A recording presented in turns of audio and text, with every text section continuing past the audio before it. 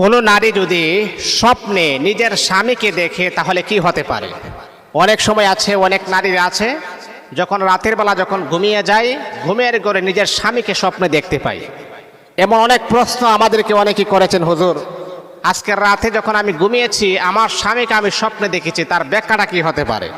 দেখুন, আল্লামা মুহাম্মদ ইবনে সিরিন স্বপ্নের জগতের সম্রাট ছিলেন, যার কাছে মানুষ স্বপ্নে দেখার পর উপস্থাপন করতেন। উনি মানুষদেরকে সুন্দর একটা উপদেশ দিতেন, তার ব্যাখ্যাটা সুন্দরভাবে বলে দিতেন।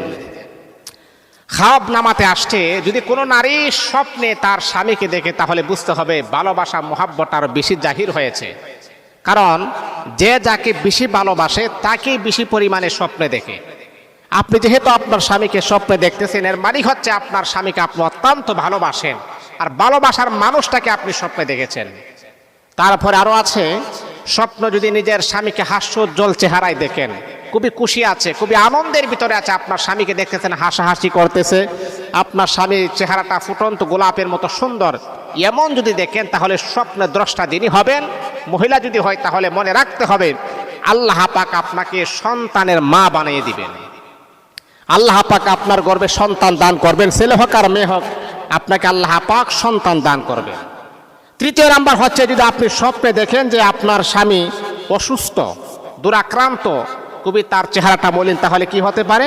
মনে রাখতে হবে এটা খুবই ভালো মন্দ বা এরকম হইলে আপনি আল্লাহ পাকের রাস্তায় তার জন্য সহযোগিতা করবেন, তার জন্য যতটুকু পারেন দান সদকা করবেন।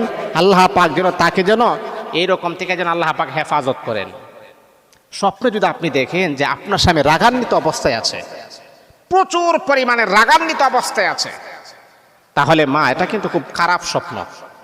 স্বামী রাগান্বিত অবস্থায় যখন দেখবেন তাহলে বুঝতে হবে আপনাদের সংসারটা ফাটাল সৃষ্টি হওয়ার সম্ভাবনা 90%।